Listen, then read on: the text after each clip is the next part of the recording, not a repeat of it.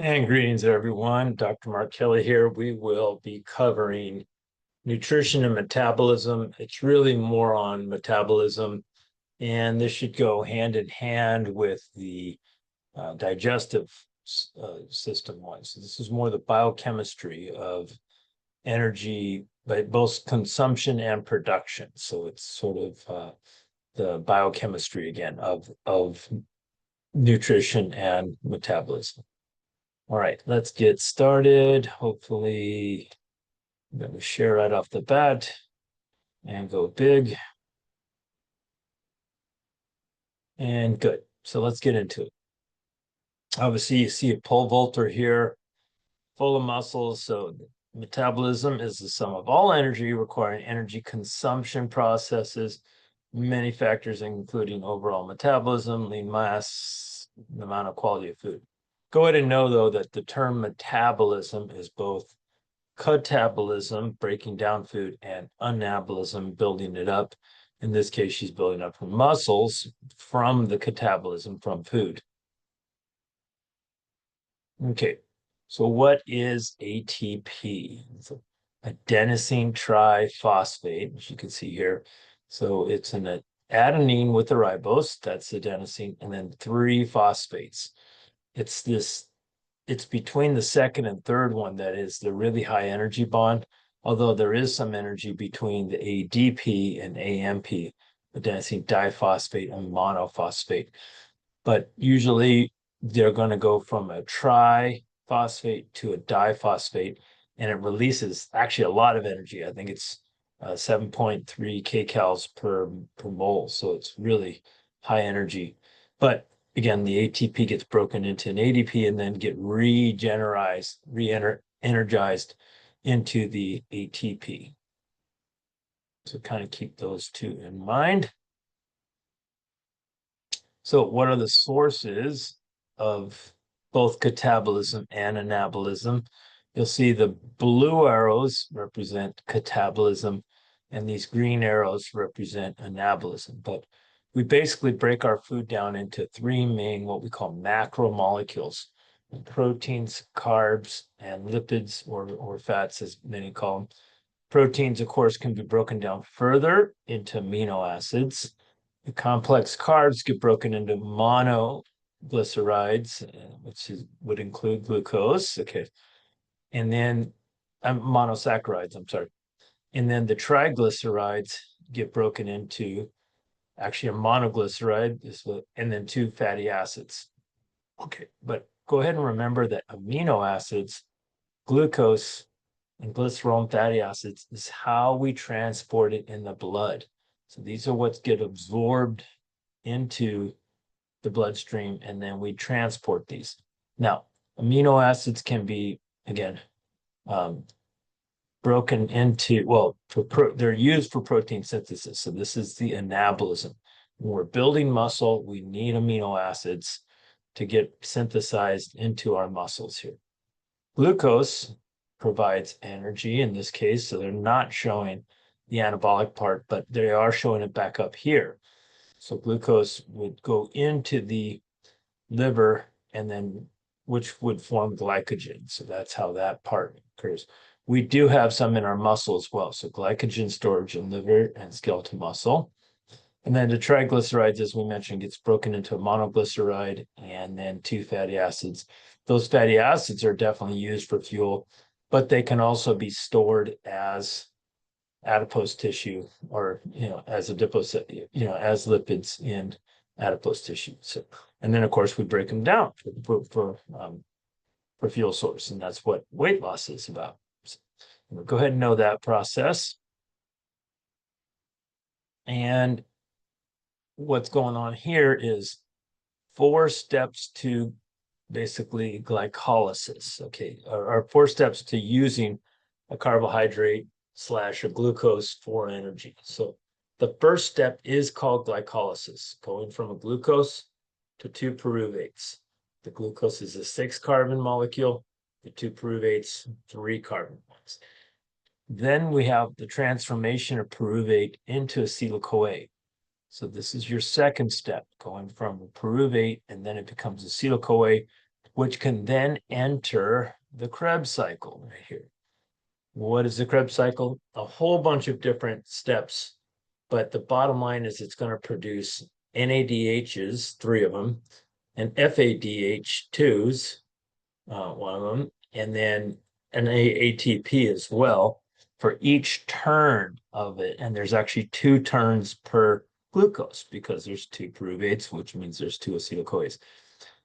Pyruvate's a 3-carbon one, but acetyl-CoA is actually only 2 carbons. So you actually give off another carbon and comes off as carbon dioxide. Same with here. It comes in at 2, it joins a 4, you get a 6, but then it goes, one of the carbon dioxides is off. Anyway, the last stage is this electron transport chain, which is actually called oxidative phosphorylation. If you're taking an NADH, actually technically it's NADH plus H, into an NAD, and the FADH2 into an FAD, and then you're getting energy by the oxidation because these hydrogens are going to go across the mitochondrial membrane and produce basically an additional phosphate onto these ATPs. Okay, and here, oh, and by the way, on the past one, they're showing the 3 stages there.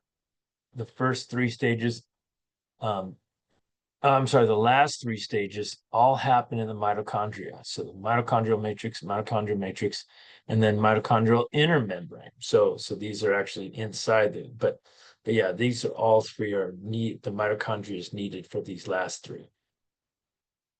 Okay, and here they're kind of showing how the math of the ATPs work, but you have to invest 2. So they call this the energy consuming phase. So we're building up 2 more ATPs. So now they're on this C6, but they then, are going to go into each of these pyruvates, which then are able to produce an NADH each, okay? And then they're going to be able to produce 2 ATPs from these ADPs, again, each. Okay, so we invested 2 here, but we got out 4 here. So what was the net gain? 2 ATPs. But we also got these NADHs, which can be used later on for energy in the electron transport chain. So we got 2 NADHs out of it. And like I said, we had to consume. Anyway, so that's what happened. Here's the math at the bottom line. 2 ATPs consumed, but 4 were produced and 2 NADHs were made. Okay, now we're looking at the difference between the anaerobic versus aerobic. Okay, important to note that anaerobic can happen outside the mitochondria. The aerobic processes need that mitochondria. So this first stage, we talked about the energy consuming, but then when there wasn't enough oxygen, so they ask if any is present. Well, it's not enough for all the different energy productions that's going on. These pyruvates will become lactates instead. So, and they actually consume an NADH in that process. So an NADH is used to actually produce this. What's the advantage of lactate? Why would we even do it? Because the liver can reconvert that into pyruvate, which can reconvert it into glucose. So it can be basically recycled and then used again for energy. And we'll get into that later. That's called the Cori cycle. But lactate must be transported to the liver to then be able to make a glucose again. But what happens when you have oxygen? It does go through the Krebs cycle, does go through the electron transport chain, and produces, this book's going with about 36 ATPs per glucose molecule. The actual yield would be closer to 28 or 30, but that's what they're going with in this book. So around 36 ATPs per glucose can be produced when you go on the aerobic end. This way produces 2. So needless to say, not many per glucose. You only get 2 ATPs per glucose that way. So not so effective. But again, when you don't have oxygen, you do what you can. So, okay, what's happening in the Krebs cycle? Again, pyruvate's going into it, being converted to acetyl-CoA. That's going to go in. Again, it's going to be joined by this oxaloacetate to form citrate. That's why they call it the citric acid cycle. Remember that any 8 can be converted into an ic acid quite quickly just by having an additional H on it. So, but all these are in the 8 form right now. So it's known as the, don't worry about this right now. But anyway, there's that stage, this stage, this stage, this stage. You don't have to memorize these for my class, but I do want you to know how many NADHs were produced, again, per turn. So each acetyl-CoA equals a turn, and there's 2 per glucose. So 1, 2, 3. 3 NADHs are produced for that. 1 FADH2, and 1, well, it's a GTP that gets converted into an ATP. Okay, so you get, this is called a substrate level ATP. Well, these need to go into the electron transport chain. Yeah, we'll see that on the next slide, I'm sure. Okay, so on your electron transport chain, okay, the NADHs go in here. Okay, so they get 1, 2, 3 ATPs per turn, per NADH. FADH2 must enter in here though, so they're only going to get 2 again per FADH2. Again, this is the theoretical yield. Actual yield would be more like 2.5 and 1.5 kind of thing. But don't worry about that part. Just know that an FADH2 will not produce as many ATPs as an NADH. But either way, these are getting oxidized because they're losing. Remember, oil rig, oxidized is losing.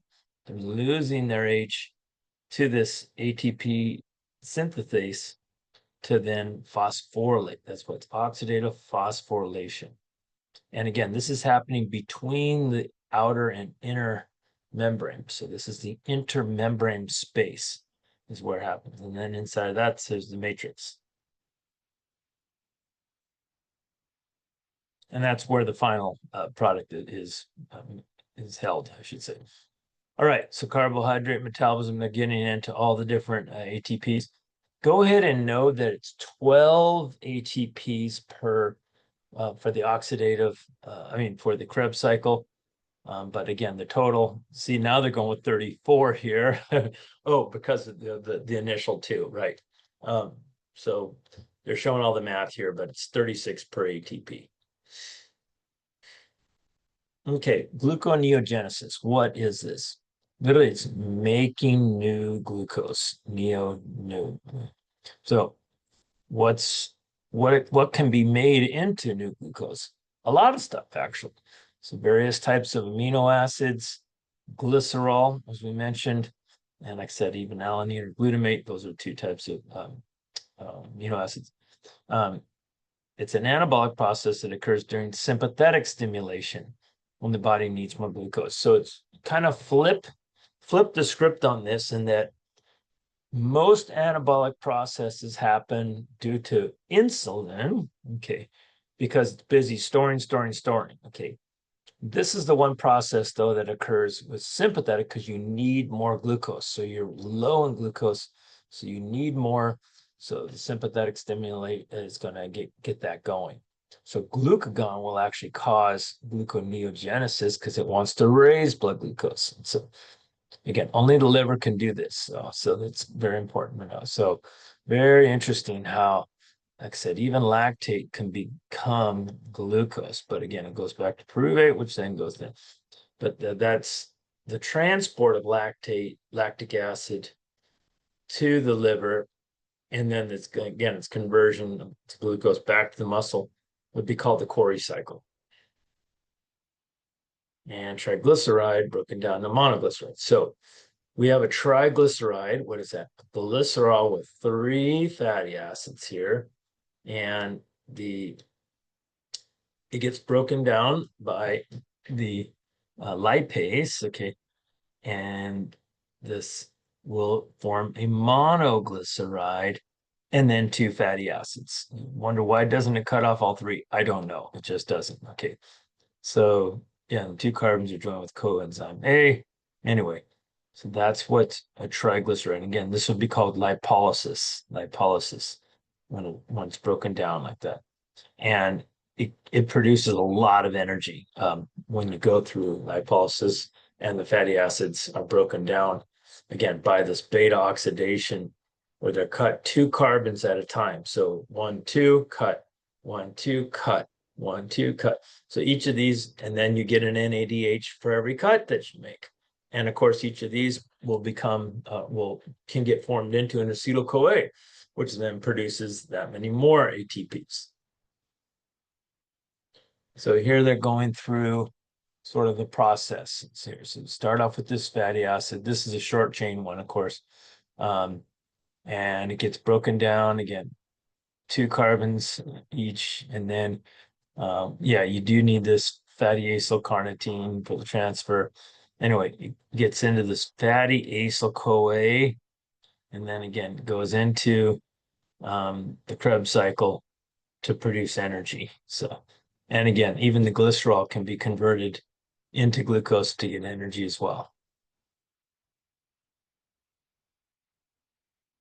Okay, lipid metabolism is relatively complex. We're not going to go into all this. Just kind of remember that, yeah, these various amino acids here, I mean, various acids can be, again, used to get energy.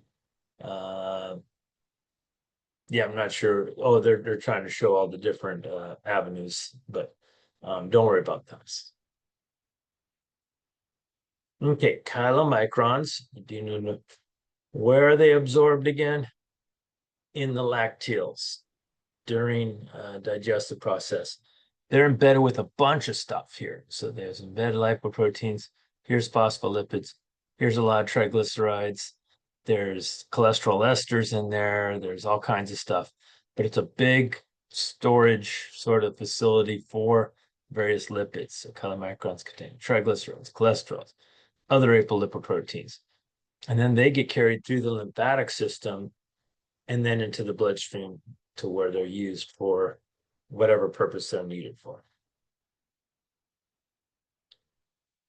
And so what's happening here is two acetyl-CoAs during this ketosis or ketogenesis is going to form an acetyl-CoA, or it could form a beta hydroxy beta methyl glutaryl CoA, so HMG CoA, and then in fact there's a reductive, can form an acetoacetate, which can then become a beta hydroxybutyrate. Okay, those three are the main types of ketones that you'll see in there.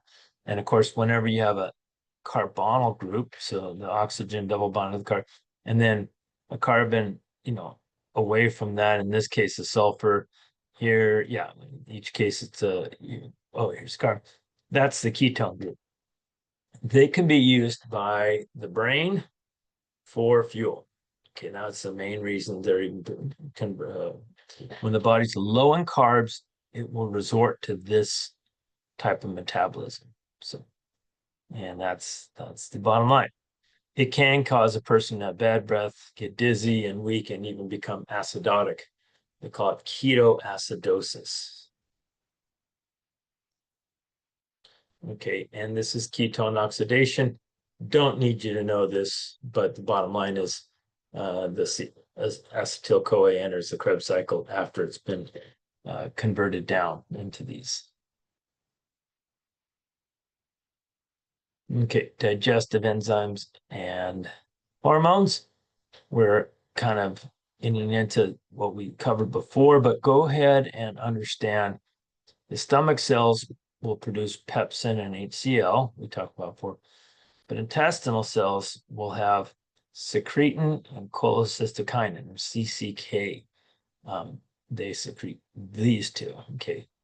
And then the pancreas will secrete these different ones: trypsin, chymotrypsin, elastase, and then the sodium bicarbonate, which is part of the pancreatic juice. So,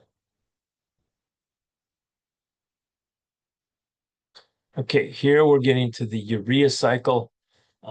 Bottom line is we need to get rid of our nitrogens because the amino group, NH2, can easily become an NH3, which is an ammonia, which can be dangerous for our bodies. So we don't want much ammonia.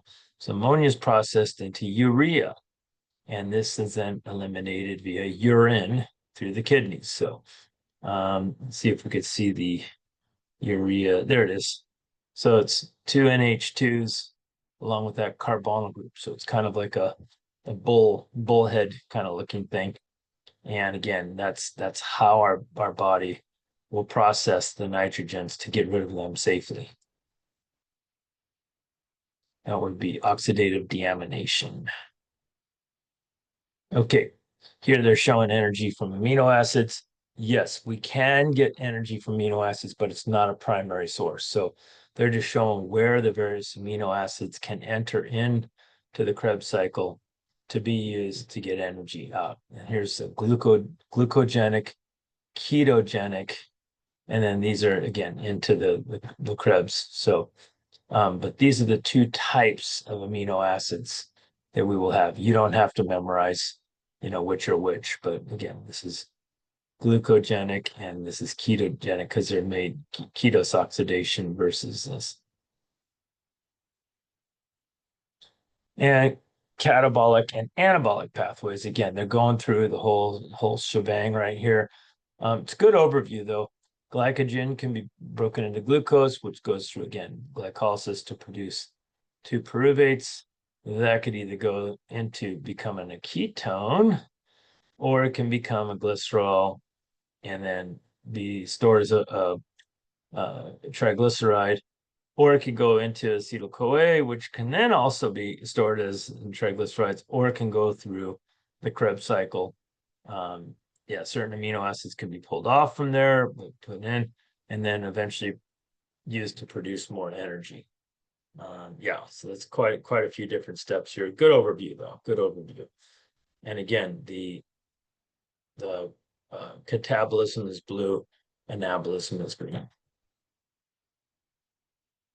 Okay, what is an absorptive state? After you eat food, your body needs to absorb it. Okay, so you're in a post-absorptive state for about, it ranges 2 to 3 hours after you eat. Okay, so your body's busy breaking it down, pulling it into the different types of cells that may need it or need to store it. And then again, you're in the absorptive state when you're pulling this in. After you're in the absorptive state, you're going to go through catabolism to break them down for either energy again or certain resources. Here's the post-absorptive state. So that was absorptive and then the post-absorptive state. Well, this is where, again, you've eaten, let's just call it 2 hours ago, 3 hours ago, and now your body needs to use these various things. So from the muscle cells get blood, the amino acids. Here, the adipose tissue is releasing for lipids, fatty acids. And here, the liver cells going to release the blood for the glycogen to get broken down.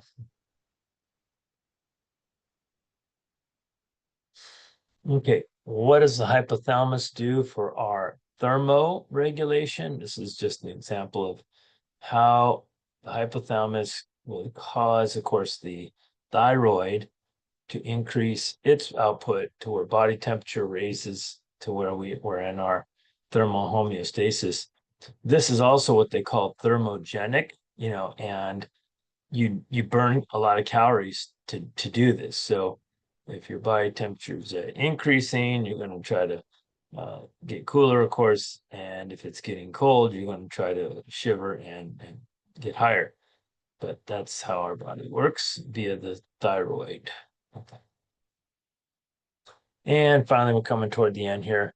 My Plate is the current government website that helps people with their nutrition, with how much they get. It's actually a pretty neat site, but they're now going to this model. They've changed the way they've done it a couple different times. They're just showing it of a plate. This is what should be on your plate. Proteins not being the largest part. Of course, most of our meals are centered around the protein, but dairy should be included as well. You don't see sugars or dessert on here either, or just fats, but they are included in, but again, as a minor process. But yeah, they're calling this the old, it's transformed from the 4 food groups, which was the old system here. And that would be it. So thank you.